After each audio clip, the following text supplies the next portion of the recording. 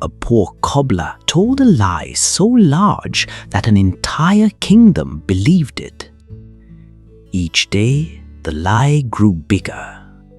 Each day, more people trusted him. And each day, he wondered how long it would be before everything came crashing down. This is Simple Tales. Long ago in Cairo, there lived a cobbler named Ma'aruf. He worked hard from dawn until night, mending worn sandals and patching torn shoes. Yet no matter how hard he labored, he remained poor. His greatest misery was not poverty. It was his wife. From morning until evening, she scolded him, mocked him, and demanded things he could never afford. If he earned a little, she demanded more. If he returned home tired, she called him lazy. Peace never entered their house. One day, after a particularly bitter quarrel, Ma'aruf could bear no more. With little more than the clothes on his back, he left Cairo behind and wandered across deserts and distant lands until he reached a prosperous city he had never seen before. Exhausted and hungry, he rested near a marketplace. Several merchants noticed the stranger and asked where he had come from. Fearful of being dismissed as a penniless wanderer, Ma'aruf spoke the first great lie of his life. "I am a wealthy merchant," he said. "My caravan is traveling behind me. Hundreds of camels carry my goods. I arrived ahead of them to prepare for their arrival." The merchants exchanged impressed glances. A caravan of such size would belong only to a man of enormous wealth. They welcomed him warmly. One offered him fine clothing. Another invited him to dine. A third extended credit, certain that repayment would come when the caravan arrived. Ma'aruf accepted. At first, he intended to leave before anyone discovered the truth. But days passed, then weeks. And still no caravan appeared, because there was no caravan. Each morning he awoke with a knot in his stomach. Each knock on the door made his heart race. Each question about the caravan felt like a sword hanging over his head. Yet whenever people asked, he smiled calmly. "Oh, it will arrive soon." Strangely, the lie brought him opportunities he had never known. People treated him with respect. Doors opened. Merchants offered friendship. The wealthy invited him into their homes. What surprised everyone most was what Ma'aruf did with the generosity he received. One afternoon, he noticed a widow leaving the market in tears because she could not afford enough grain for her children. Before she reached home, a servant arrived carrying sacks of food paid for by Ma'aruf. On another day, a young merchant faced prison after falling into debt. Ma'aruf quietly settled the matter before the man's creditors could seize everything he owned. Word spread.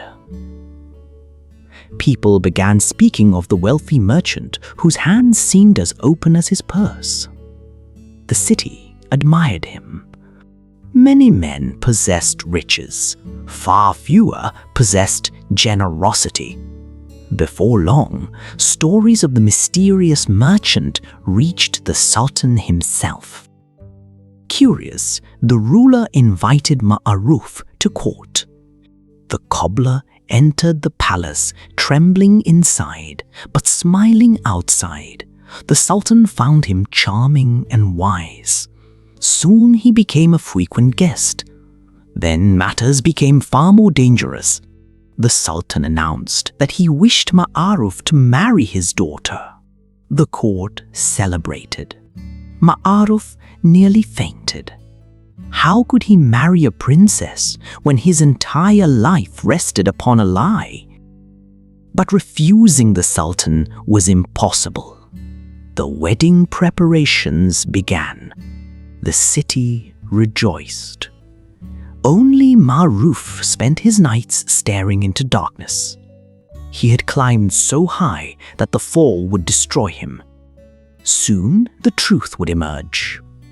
Soon everyone would learn that the magnificent merchant was nothing more than a poor cobbler from Cairo. At last the day came when the Sultan asked the question Ma'aruf feared most. When will your caravan arrive? The room grew silent. For the first time, Ma'aruf had no answer. The lie had finally reached its end. Unable to bear the pressure, he slipped away from the city and wandered into the countryside. There, he walked alone among abandoned fields, wondering how fate had carried him so far only to abandon him now. Then he noticed something strange. Half buried beneath the earth lay a heavy stone ring. Curious, he pulled it aside. Beneath it was a hidden chamber. A staircase descended into darkness. Gathering his courage, he entered.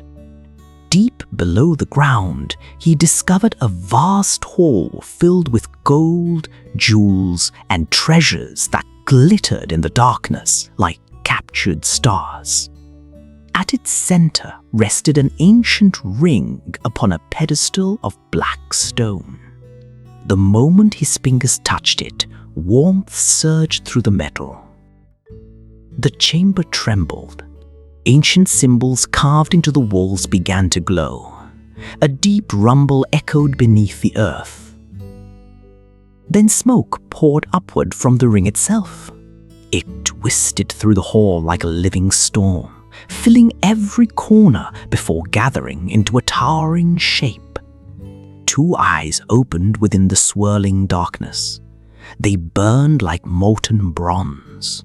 A gigantic ifrit unfolded from the cloud, its head merely brushing the ceiling. Its voice rolled through the chamber like distant thunder. "Master of the ring," it said, bowing its head. "I am your servant. Command me." For several moments, Ma'aruf could only stare. All his life, he had dreamed of fortune. Now, a being from the oldest stories stood before him, awaiting orders. When he finally found his voice, he gave a single command: "Bring me the caravan everyone believes I possess." The Ifrit smiled. "It shall be done." Within hours, a magnificent caravan appeared outside the city. Hundreds of camels arrived carrying silks, spices, jewels, gold, and treasures beyond counting. The impossible had become real. News spread like wildfire. The legendary caravan had finally arrived. The merchants who trusted Ma'aruf were repaid with gratitude and generosity. Every debt was settled. Every promise was fulfilled. The Sultan rejoiced. The people celebrated. Yet one task remained. Ma'aruf could have hidden the truth forever. Instead, he chose honesty. Standing before the Sultan, he confessed everything. He told of Cairo, of poverty, of fear, and of the desperate lie that had changed his life. The court fell silent. Then the Sultan laughed, for despite the deception, Ma'aruf had used every opportunity to help others rather than himself. His character had proven worthier than his wealth.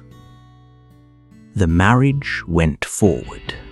Ma'aruf became one of the most respected men in the kingdom. Not because he found a magical ring, not because he gained a fortune, but because when fortune finally arrived, it revealed the goodness that had always been there.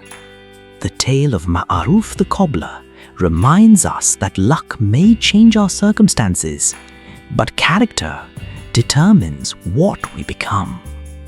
Fortune made Ma'aruf wealthy. Character made him worthy of it. Thank you for joining this simple tale. If you enjoyed this story, please like, subscribe, and share it with someone who loves myths, legends, and forgotten tales from around the world. Until the next one.